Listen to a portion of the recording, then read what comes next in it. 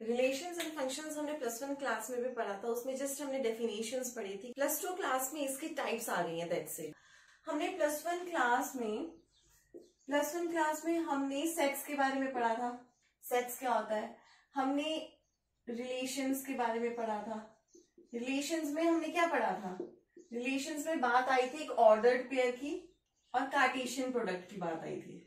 Sets तो सबको पता होता है। सेट्स क्या है? एक well defined collection of objects. Suppose मेरा ए कोई सेट है 1 2 3, ठीक है, वेल डिफाइंड है। और कोई सेट ले लो और set of students in +2 class, ठीक है, ये भी वेल डिफाइंड है। +2 में कितने स्टूडेंट्स होंगे वो भी वेल डिफाइंड है।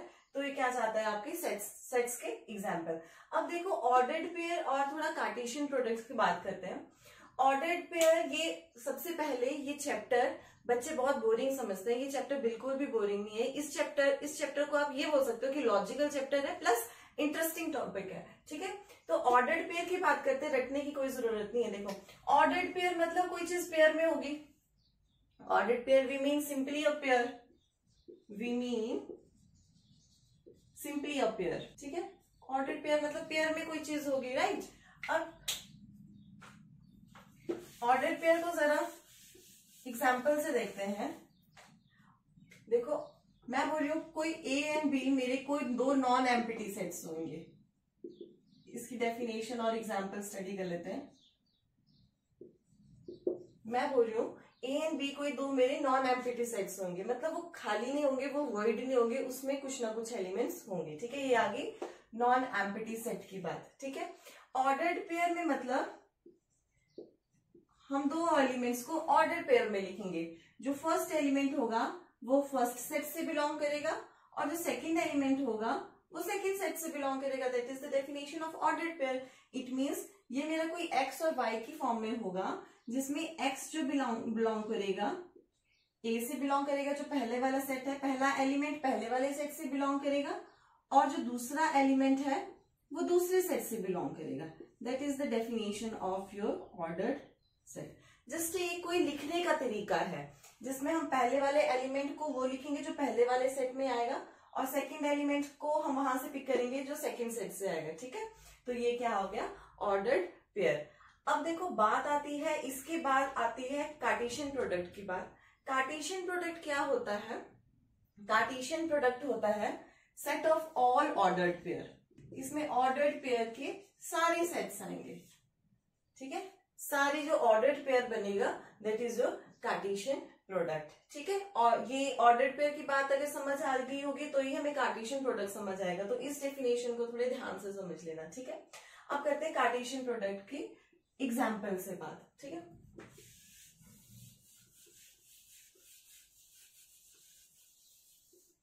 Set of all ordered pair is your Cartesian product और इसको डिनोट करते हैं हम A क्रॉस B से और इसको बोलते हैं A cross B। A multiply by B नहीं पढ़ना है इसको, A क्रॉस B। कैसे लिखेंगे? X, Y such that X belongs to capital A and Y belongs to capital B, where क्या आएंगे? A और B क्या है? मेरे कोई नॉन एम्प्टी सेट्स हैं। नॉन एम्प्टी तो मस्ट कंडीशन है कि ये नॉन एम्प्टी होना ही चाहिए। एम्प्टी होगा तो कैसे डिफाइन होगा, ठीक है। देखो एग्जाम्पल से देखते हैं। अगर मेरे पास ए कोई मैं ले रही हूं 1 और 2, सेट ए ले रही हूं मैं 1, 2 और सेट बी मैं ले रही हूं 3, 4 सेट ले रही हूं मैं, इसको ऑर्डर पे नहीं, ये सेट है। ए एंड बी कोई देखो अब नॉन एम्प्टी है, कुछ ना कुछ तो है, खाली तो नहीं है। अब इसका कार्टेशियन प्रोडक्ट क्या बनेगा? Set of all ordered pair. Ordered pair देखो अब ये मेरा पहला सेट है, इसका पहले एलिमेंट का मैं इसके साथ बनाऊंगी, बी के फर्स्ट एलिमेंट के साथ, इसका ही मैं सेकंड के साथ बना दूंगी। और कैसे बन सकता है? 2 का मैं इस फर्स्ट एलिमेंट के साथ और इस सेट ए एलिमेंट का 4 के साथ। तो क्या क्या बन जाएंगे? इसके ऑर्डर्ड पेयर क्या होते थे? X, Y, ठीक है। और ये सेट ए से बिलोंग करना चाहिए था पहला वाला और दूसरा वाला सेट बी से। ऐसा कभी नहीं हो सकता कि मैं पहले y लिखूं और फिर x लिखूं, ठीक है। जो पहला वाला एलिमेंट है वो ए से बिलोंग करना चाहिए और जो दूसरा वाला एलिमेंट है वो बी से बिलोंग करना चाहिए। तो पहला वाला एलिमेंट ए का क्या है 1 और दूसरा वाला क्या है बी का 3, ठीक है। और क्या बन जाएगा इसी का, ये 1 का कॉमा 4 के साथ और 2 का 3 के साथ और 2 का 4 के साथ। ये आ गया आपके ऑल पॉसिबल ऑर्डर्ड पेयर, ठीक है। और एग्जांपल देखते हैं, सेट ए ले लेते हैं, ए कॉमा बी, और सेट बी ले लेते हैं, सी डी एंड ई, ठीक है। इसका कार्टेशियन प्रोडक्ट क्या बन जाएगा, A cross B is equal to वही ए का सी के साथ, ए का डी के साथ, ए का ई के साथ, A comma E, A comma C, C A comma D, A comma E, और बी का बना दो B comma C, B comma D and B comma E, B C, B D and B comma E. ये आ गया आपके सारे ordered pair. तो समझ आ गई बात ऑर्डर्ड पेयर की और कार्टेशियन प्रोडक्ट की क्या डेफिनेशंस होती है विद एग्जांपल। अगर आपको इससे रिलेटेड कोई डाउट है तो आप कमेंट सेक्शन में नीचे मुझे कमेंट करके बता दो, मैं आपको सेम टाइम में उसका रिप्लाई कर दूंगी, राइट। नेक्स्ट टॉपिक आपका रिलेशंस है। रिलेशन स्टार्ट करने से पहले मैं थोड़ा सा आपको सबसेट के बारे में बता देती हूँ। सबसेट क्या होता है, वैसे तो पता होगा ही, प्लस 2 में पढ़ा है। देखो कोई मेरा सेट ए है 1 2 एंड 3 और सेट बी है 1 2 3 4 5 एंड 6। क्या मैं बोल सकती हूँ ए मेरा बी का सबसेट है? सबसेट को कैसे लिख सकते हैं, लिखते हैं sorry, A is a subset of B. मैं बोल सकती हूँ क्या ये वैलिड है, is a subset of B? Exactly yes, this is a subset. क्यों? क्योंकि सबसेट वो होता है कि जो मेरा दूसरा एलिमेंट बी है, ए किसका सबसेट आ रहा है, बी का, तो बी में देखो जो एलिमेंट्स ए है वो आ रहे हैं या नहीं।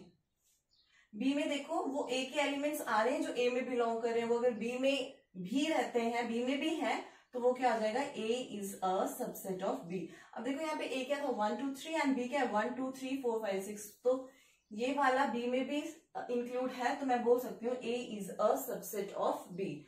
तो अब देखो रिलेशंस क्या होते हैं। अब मैं रिलेशंस डिफाइन करती हूँ कि रिलेशन क्या होते हैं।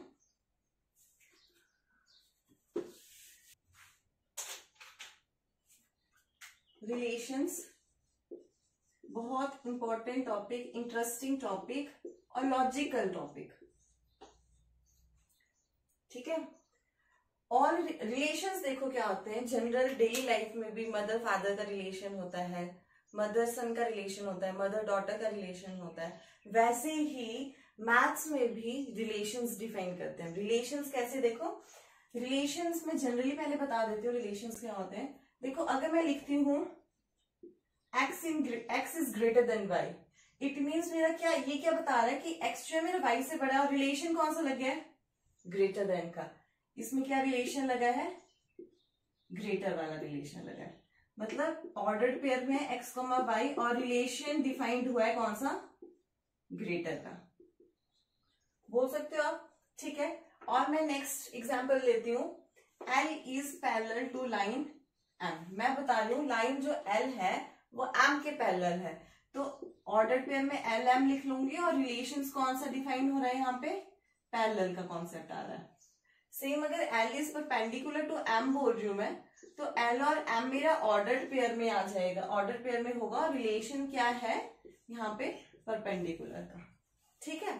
रिलेशंस जैसे डेली लाइफ में रिलेशंस होते हैं, वैसे ही मैथमेटिकल लैंग्वेज में भी रिलेशंस होते हैं। तो ये तो आ गया बेसिक सा कि रिलेशंस क्या होते हैं, मतलब एक ऑपरेशंस लाइक, ठीक है, एक ऑपरेशंस जो दो एलिमेंट्स के बीच की ऑपरेशंस हो जाएगी, दैट इज योर रिलेशन। ये तो ऐसे बेसिक सा बता रही हूँ मैं कि रिलेशंस क्या होता है। अब डेफिनेशन से चलते हैं। डेफिनेशन क्या है इसकी डेफिनेशन क्या है,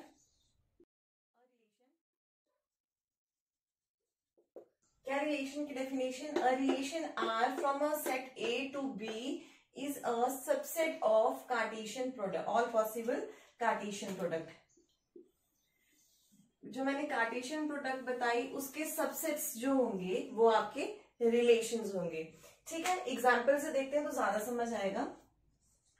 सपोज मेरे पास सेट ए है, नॉन एम्प्टी होते हैं ये, तो ले लो 1 2 4 2 एंड 1, ठीक है। और सेट बी ले लो 1 2 एंड 3, ठीक है। अब मैं एक रिलेशन डिफाइन कर रही हूं। सबसे पहले इसका कार्टेशियन प्रोडक्ट देखते हैं, इसका कार्टेशियन प्रोडक्ट देखते हैं ए क्रॉस बी। कार्टेशियन प्रोडक्ट अगर बच्चे निकाल दे ना, 4 अगर लिख रहे हैं 4,1 तो उसको लिख लेते हैं 4 multiply by 1 is equal to 4। ये बिल्कुल गलत है। Ordered pair, set of all ordered pair होते हैं कार्टेशियन प्रोडक्ट, ठीक है। तो क्या बन जाएगा 4 1 4 2 4 3, ठीक है। और नेक्स्ट क्या बन जाएगा 2 1, अब 2 2 एंड 2 3, और नेक्स्ट 1 1 1 2 एंड 1 3। होप ये आपको समझ आ गया होगा, ये मैंने अभी समझाया कार्टेशियन प्रोडक्ट, ठीक है।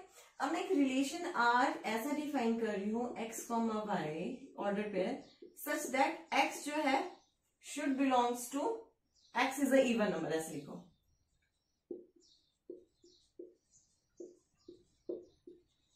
क्या हो रहा है इसमें, डेफिनेशन क्या आ रही है, ये जो मेरा पहला वाला एलिमेंट है x जो a से बिलोंग कर रहा है, ये मेरा x क्या आना चाहिए, इवन नंबर आना चाहिए। बाकी मैंने y की कोई बात नहीं करी, मैंने सिर्फ x में ही रिलेशन बनाया। इसमें रिलेशन ऐसा बनाया कि जो पहला वाला एलिमेंट है वो इवन आना चाहिए। अब देखो इसमें कौन कौन से जो पहला वाला एलिमेंट इवन आ रहा है।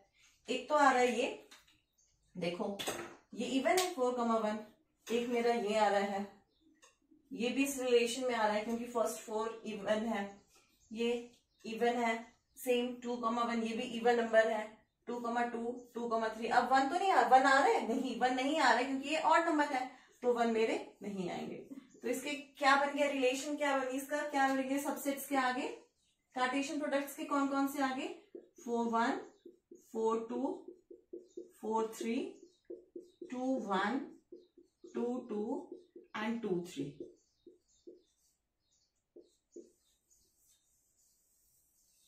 ये बन गया रिलेशन, इसको लिखेंगे A is related to B, ठीक है।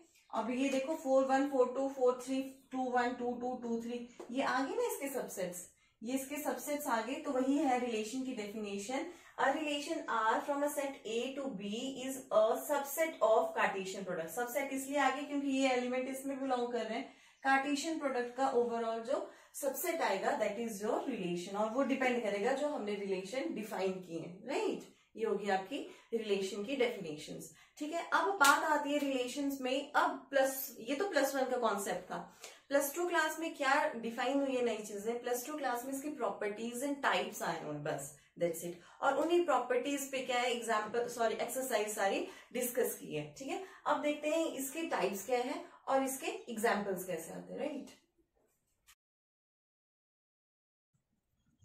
प्रॉपर्टीज स्टडी करने से पहले एक और कॉन्सेप्ट बता देती हूँ। कई बार लिखा होता है A cross A, it means same he set होगा x, y, और सेट A, नेक्स्ट सेट भी A ही है, x, y सेम एलिमेंट्स, ठीक है। A क्रॉस A मतलब Cartesian product, right. Cartesian product इसका इसके साथ, इसका इसके साथ, वही है ना, x,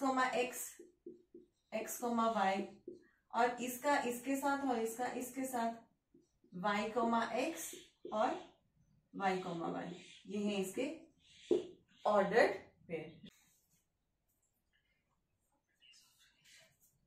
नेक्स्ट आता है प्रॉपर्टीज ऑफ रिलेशंस। ये आ रहा है नया टॉपिक आपका, properties of relation. This is your new topic. अब देखो इसको ध्यान से समझना। प्रॉपर्टीज ऑफ रिलेशन, सबसे पहली प्रॉपर्टी है, सबसे पहले आती है रिफ्लेक्सिव प्रॉपर्टी।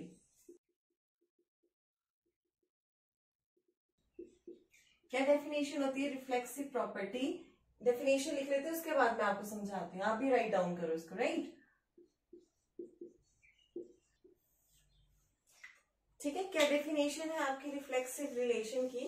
रिफ्लेक्सिव रिलेशन क्या होता है, इसको ध्यान से समझना, बहुत इजी कॉन्सेप्ट है, ठीक है, और लॉजिकल सा कॉन्सेप्ट है।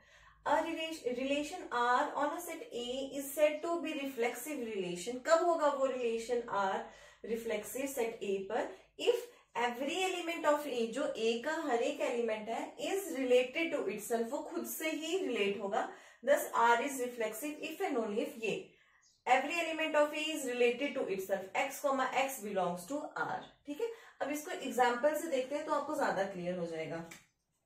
हम लेते हैं example A is equals to 1 2 3. हमने कोई रिलेशन बनाया था और ये रिलेशन निकालने के बाद सबसेट जो कार्टेशियन प्रोडक्ट क्या है, सपोज वो आगे मेरे पास 1 1 2 2 3, ठीक है, और आ गया 1 2 2 1 3 1, कुछ इस टाइप का आ गया. ठीक है, तो अब मुझे बताना है क्या ये वाला जो रिलेशन है ये मेरा रिफ्लेक्सिव है कि नहीं. तो इसकी क्या कंडीशन है, if and only if x, x belongs to R. मतलब वही, मतलब ऑर्डर्ड पेयर में है ना ये x, x belongs to R. देखो 1, 1 सेम है, x, x मतलब 1, 1 2, 2 3, 3 ये R में बिलोंग होनी चाहिए. ये आए चाहे ना आए इसके कोई मतलब नहीं है. अगर मेरे पास ये रिलेशन ऐसा होता R is equals to 1 1 2 2 and 3 3, तब भी ये मेरा रिफ्लेक्सिव होता. अगर ये है तो भी मेरा रिफ्लेक्सिव है. क्यों, इसमें सिर्फ ये कंडीशन है, बाकी का इसका लेना देना नहीं है. इसके सिर्फ ये कंडीशन सेटिस्फाई होनी चाहिए, x, x should belongs to R. और ये हो रहा है 1, 1 देखो यहाँ पे आ रहा है, 2, 2 आ रहा है, 3, 3 आ रहा है, पर ये सारे आने चाहिए जितने भी A के सेट्स हैं. अब देखो अगर मैं सेम टाइम में एक एग्जाम्पल देख लो, एक एग्जाम्पल यहाँ पे एक और अराइज होता है. अगर A है मेरा 1 1 2 एंड 3, ठीक है, और अगर मैं रिलेशन बन रहा है मेरा 1, 1 सपोज 2, 2 3 1 3 2, तो मुझे बताना है क्या ये मेरा रिफ्लेक्सिव रिलेशन है. तो ये मेरा रिफ्लेक्सिव है, ये मेरा बिल्कुल भी रिफ्लेक्सिव नहीं है. क्यों, क्योंकि if and only if every element of x, x belongs to R, सारे x, x बिलोंग करने चाहिए इस रिलेशन R से. देखो अब इसमें एलिमेंट्स क्या थे, 1 2 एंड 3, तो इसका क्या मतलब है, इसमें 1 1 भी होना चाहिए, 2 2 भी होना चाहिए, 3 3 भी होना चाहिए. और इसमें 3 3 मेरा मिसिंग है, 3 3 मेरा मिसिंग है. तो ये मेरा क्या है, रिफ्लेक्सिव प्रॉपर्टी नहीं सेटिस्फाई करवा रही है, तो ये मेरा रिफ्लेक्सिव रिलेशन नहीं हुआ. तो हर एक every element of A, x, x should belongs to that relation R. तब आपका क्या होगा, वो रिलेशन क्या होगा, रिफ्लेक्सिव होगा, अदरवाइज रिफ्लेक्सिव नहीं होगा. ये तो एडिशनल है, ये आ भी सकते हैं, नहीं भी आ सकते हैं, लीस्ट कंसर्न, बट ये वाले होने चाहिए, x, x should belongs to R, that is your reflexive relation. और इसी के हिसाब से आगे एग्जाम्पल्स हैं. एक्सरसाइज 1.1 तो हम उसमें डिस्कस करेंगे, राइट. देखो ये है मेरी सिमेट्रिक रिलेशन की definition. A relation R on a set A is said to be symmetric relation if, क्या कंडीशन है इसमें, ये बहुत इंपॉर्टेंट है. If x, y R से बिलोंग कर रहा है और y, x भी अगर मेरा उस रिलेशन R से बिलोंग करेगा, फॉर ऑल ये x कहां से आ रहा है, सेट A से आ रहा है, which is non empty, right. क्या है, x, y belongs to R, x, y जो ऑर्डर पेयर है वो R से बिलोंग करना चाहिए और y, x भी R से बिलोंग करना चाहिए, फॉर ऑल x जो एलिमेंट है वो A से बिलोंग करता है. देखो इसको एग्जाम्पल से ज्यादा वो आपको क्लियर होगा एग्जाम्पल, फिर आपको डेफिनेशन बताती हूँ मैं. ठीक है, मेरे पास सेट कोई है गिवन सपोज 1 2 3 और रिलेशन बना है, कोई रिलेशन बना था, रिलेशन हमने डिफाइन किया था, उससे मेरे ऑर्डर्ड पेयर क्या क्या बन गए, ये बने 1 2 2 1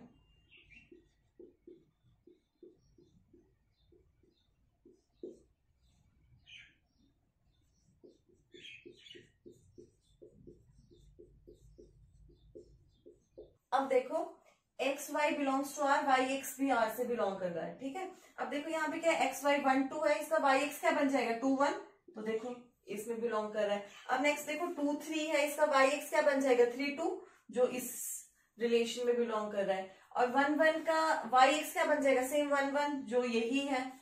2 2 का क्या बन जाएगा वाई एक्स 2 2, जो यही है ये. और जो 3 3 है, इसका वाई एक्स क्या बन जाएगा 3 3, जो यही है, तो ये क्या हो जाएगा मेरा सिमेट्रिक रिलेशन। एक और देखते हैं तो और ज्यादा क्लियर हो जाएगा। देखो ये है मेरे पास 1 सेट 1 2 एंड 3 सेम ले लो, और इसका रिलेशन क्या बन रहा है, अगर मैं कुछ इस तरीके से लिखती हूँ 1 2 3 2 2 3 1 1, क्या मेरा ये रिलेशन सिमेट्रिक है? चलो देखते हैं। एक्स वाई आर से बिलोंग करना चाहिए मुझे पता, और वाई एक्स भी आर से बिलोंग करना चाहिए। ये दो कंडीशंस याद रखनी है हमें। चलो एक्स वाई देख लो, यहाँ पे 1 2 है, इसका वाई एक्स क्या बन जाएगा 2 1। ढूंढो यहाँ पे 2 1 है कहीं, यहाँ पे तो कहीं 2 1 है नहीं है, तो ये मेरा रिफ्लेक्स सिमेट्रिक रिलेशन ही बनेगा। अब देखो 3 2 का क्या बन रहा है 2 3, ये तो है। 1 1 का क्या बन रहा है वाई एक्स 1 1 ही बन रहा है जो है, पर यहाँ पे 1 2 का वाई एक्स नहीं है, 2 1 नहीं है, तो ये रिलेशन मेरा सिमेट्रिक रिलेशन नहीं बना। मतलब हर एक पॉसिबल वाई एक्सिस में आनी चाहिए, अगर एक्स वाई है तो उसका वाई एक्स भी आना चाहिए, तो वो कौन सा बन जाएगा मेरा सिमेट्रिक रिलेशंस। ठीक है, नेक्स्ट देखो, नेक्स्ट कौन सा होता है, नेक्स्ट आपका लास्ट है।